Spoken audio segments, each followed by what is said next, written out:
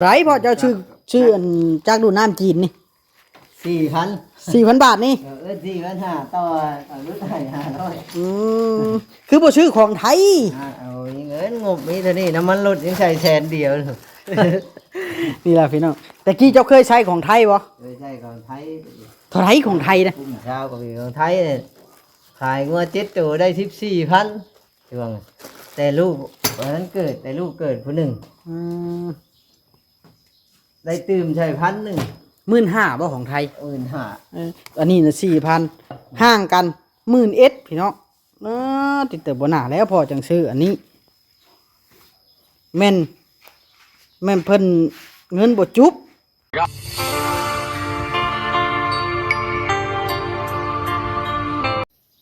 สบายดีพี่น้องมื้อนี้จานโอลิมา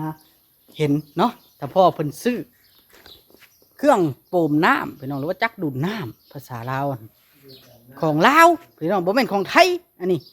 น่าจะเป็นของลาวเพราะมีแต่ภาษาลาวกับภาษาอังกฤษบ่ฮู้เป็นหยังเราไปซื้อของลาวเนาะคือบ่ซื้อของไทยพี่น้องน่าจะด้วยงบประมาณนี่แหล้วพี่น้องเอ้ยเนาะหรือว่าจังใดไปสัมภาษณ์แล้วไปพี่น้องไปเบิ่งแล้วก็สิไปเบิ่งคุณภาพพร้อมเพิ่นรับประกันจักปีนี่เราดูดน้ำมันรถอยู่ดูดเห็นยังนะเจ้าจีดูดไปยังพอดูดเสียจักดูดน้ำนี่ไปตีลองเบิ่งนะพอได้ไหมดูดเอาในรถได้พี่น้องเอ้ยคือบุบเดี๋ยวนี่แล้วความติ๊กมันจังตายดูนะย้อนชาแต่แนวจุ่มชื่อตอนไหนนะพอเท่าไหร่นะ อะไร แกดูดน้ำจ้ะนะ น้ำซื้อ4,000 บาท 4,000 บาทพี่น้อง4,000 บาท4624ของไทยละ12,000ฮะเกินกันวันนั้นพุ่นนะ 12,000 เกินกันวันนั้นของไทยได้12,000 บาทก็เลยซื้อของลาว คือของเรามีเงิน 4,000 เท่านั้น เอาพี่น้องเนาะกันบ่ซื้ออยากดำหน้าอยากดูดหน้าดำน้ำดูดน้ำดำหน้าโอ้หอมขนาดพี่น้องน้ำมันนี่นะไปรถเก่งถ้าพ่อพี่น้องนะรถคันนี้แล้วสิรีวิวให้เบิ่งพี่น้องรถจีนเด้อนี่เนาะพ่อรถกระแสของจีนบ่มีของไทยเฮาบ่มักของไทยปู่เพิ่นมักของจีนพี่น้องเนาะบ่ได้มักบ่ ได้แล้วเอาตามงบเลย รถกับรถจีนพี่น้องรถเก่งจีนรถเพิ่น ตามงบ มาแกะนี่เพาะแกะเบิ่งอันนี้นี่จักดูดน้ำพี่น้องเนาะกระทิงดำนี่นะพี่น้องนี่นะแบล็กบูเบิ่งเด้อแบล็กบูเบิ่งเบาลีซีอาร์นี่เพิ่นให้ใส่น้ำมันอันนั้นใส่น้ำมันแอดช่างพี่น้องเนาะมีสติ๊กเกอร์100%พร้อม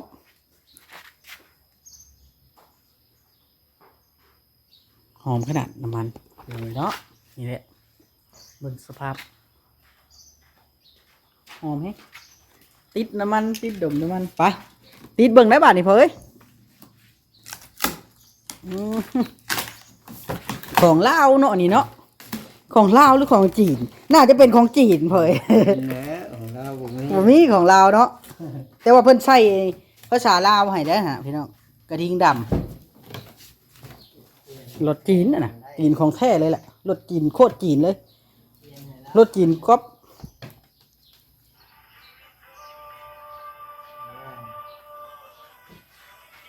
ไปโทรเขานะพ่อ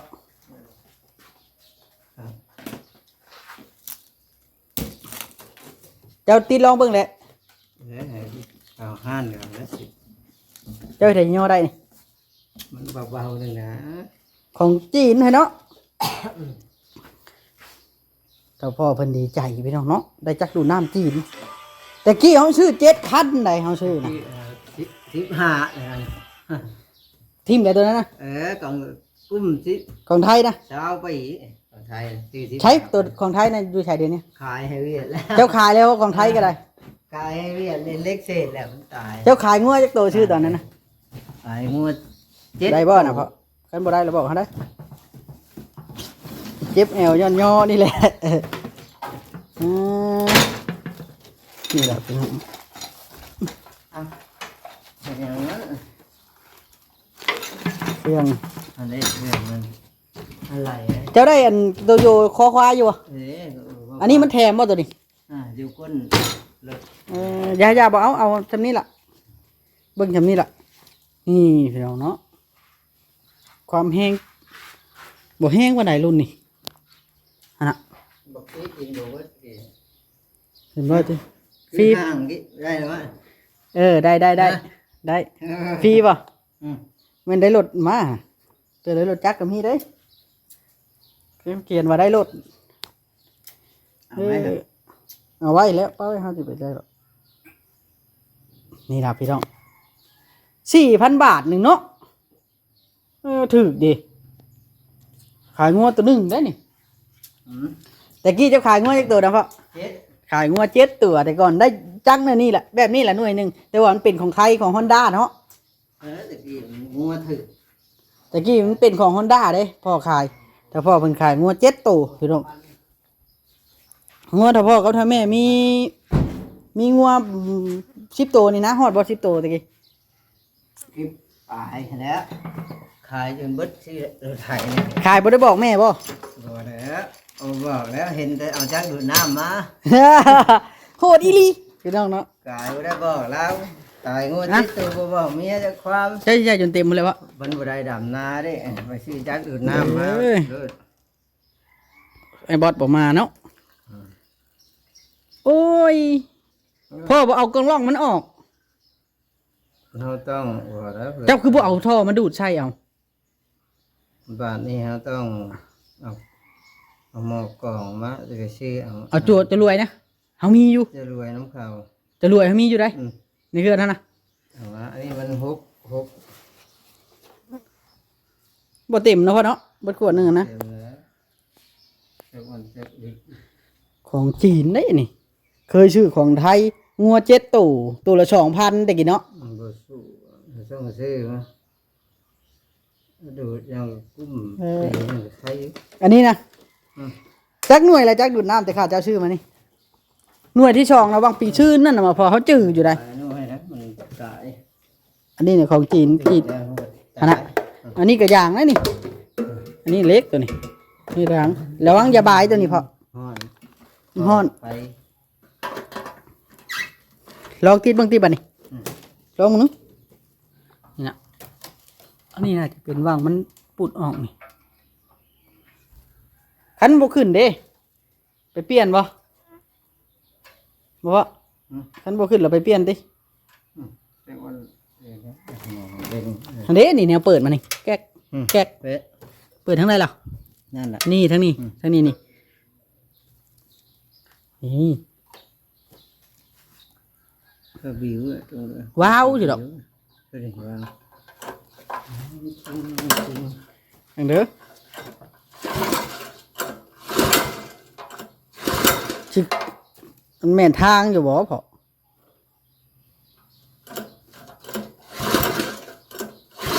ติดบ่ได้ช่ำมาดิ จีนกับจีนแท้ ตีนจะมันติดตัวได้จะเห็นแล้วอ่ะอ้อนๆเลยนี่ ๆกับแม่แล้วนี่ฮะ อ่า ถ้าเปิดแล้วนี่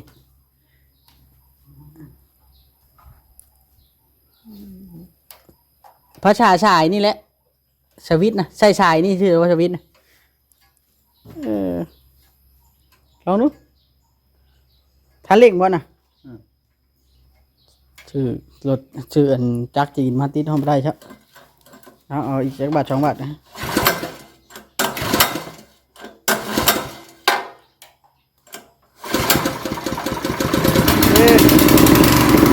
ได้แล้วได้แล้ว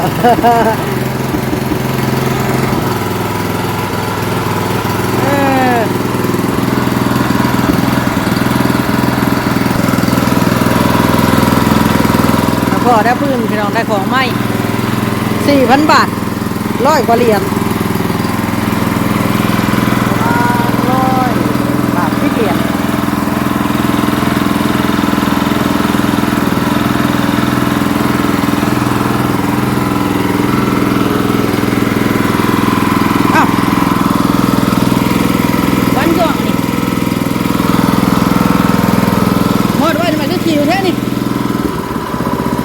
มาได้เพราะมันใหม่แล้วมั้ง ฮ้อนนะมันปั่นมันมีหนูแล้วอย่างเหม็นหนู หมิ่นแห้ง หืม หมิ่นแห้ง มันมีแมงไม้เนาะอันนี้แมงฮ้อนปะฮะก็ฮ้อนแล้ว ยังบ่ฮ้อนดอกมันหากับอันนั้น เอาน้ำเข้าเลยครับ หรือว่ามันไหม้แห้งแล้วมันควันเนาะ อันนี้ปั่นใช่ป่ะเจ็บ หึ อันนี้ปั่นใบพัดมันจะเดี่ยวเลยป่ะหึ ขิวเนาะขิวอย่างเนาะ หรือมันมีอย่างอื่น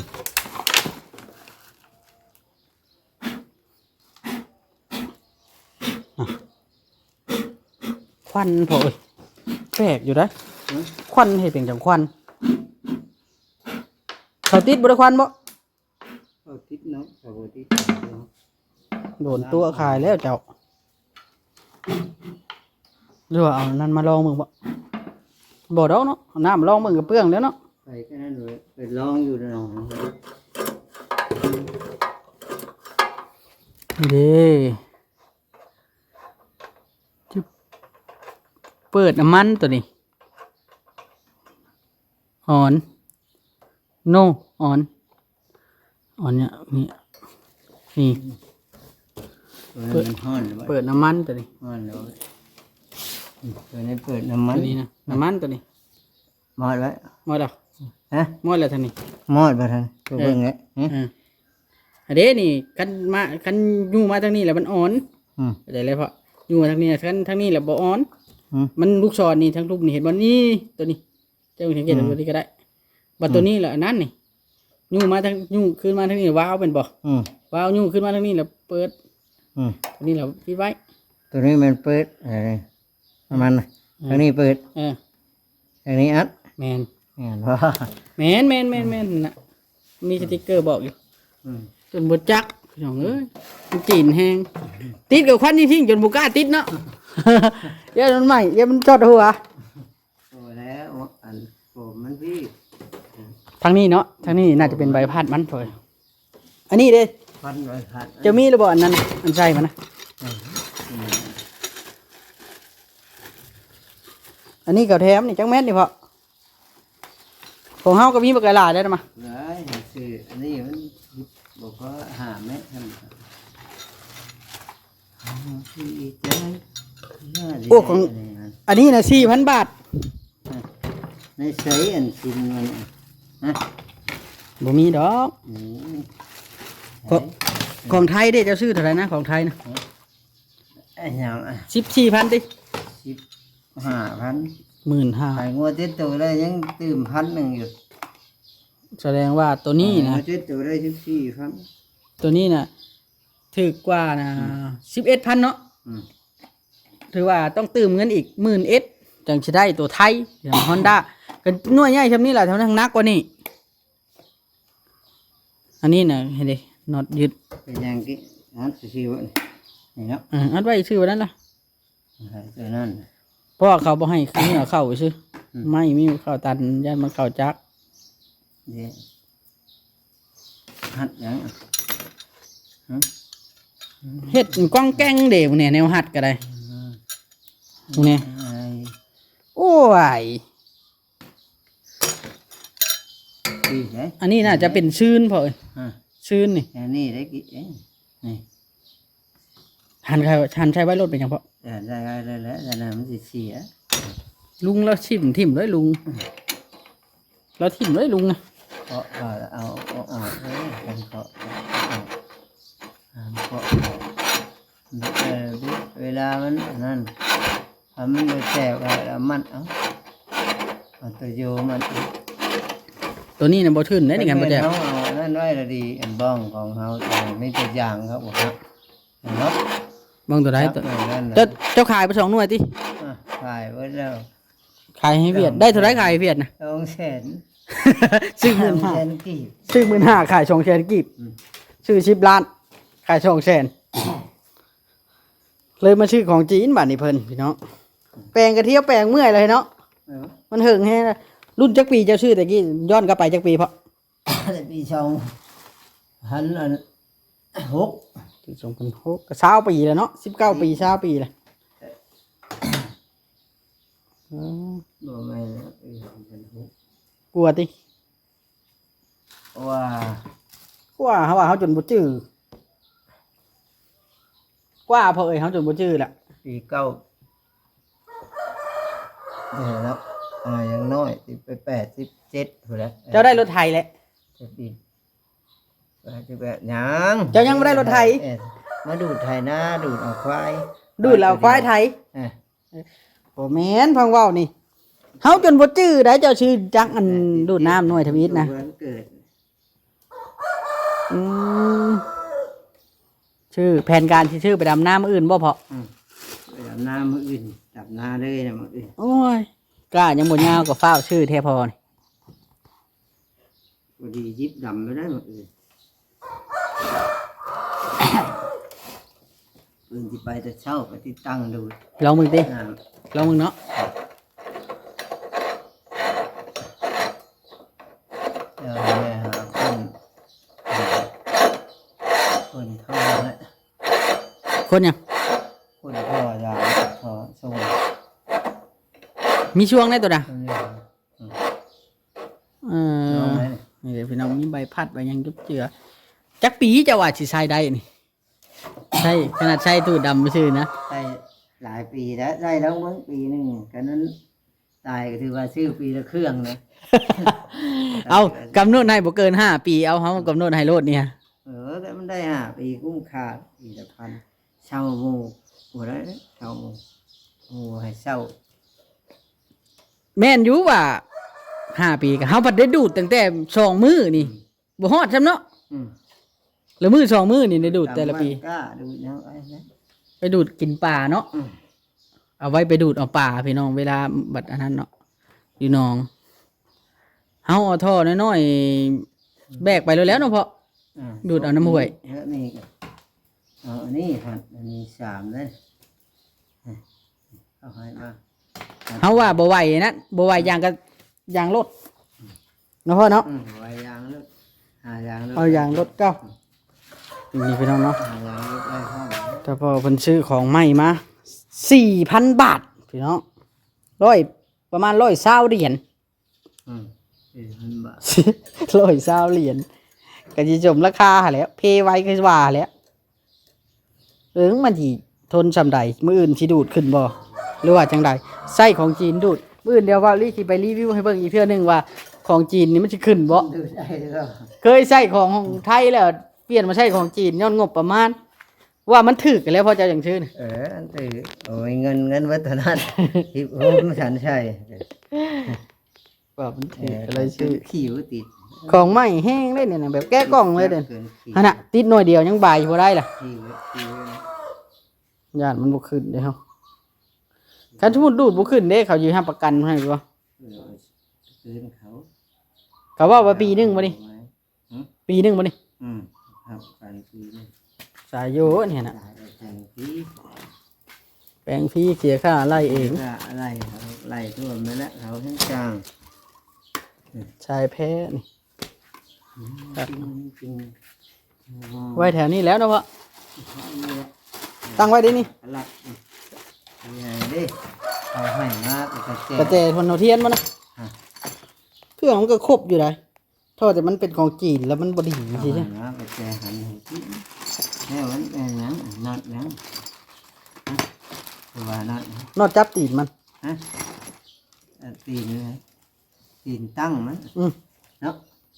ตั้งบ่ดูละจับบ่ มันบ่ได้แม่นตั้งวัดนั้นมันไว้ให้จับใช่ไหมใช่หยังหนานี่นะ ไม่ยังนี่น่ะ ฮะ ก็ตั้งฮะนี่ฮู้ แม่นแล้วเนาะ ตั้งบ่พอ แต่ว่าตั้งง่ายกว่าเนาะ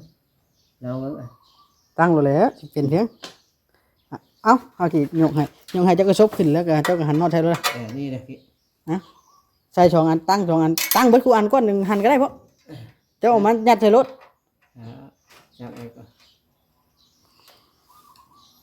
ด้วยของจีนมารีวิวมานี่นักก็บ่นักเนาะบ่นักปานใดเนาะอืม ไอ้ตั้ง มีเงินต้องซื้อของไทยพี่น้อง Honda สมราคามันแล้วจีนเฮ้ย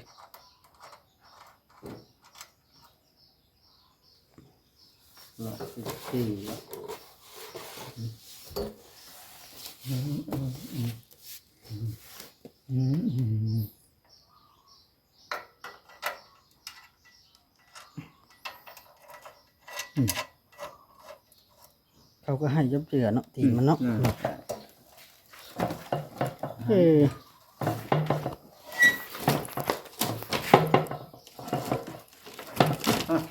กินลมกองนะ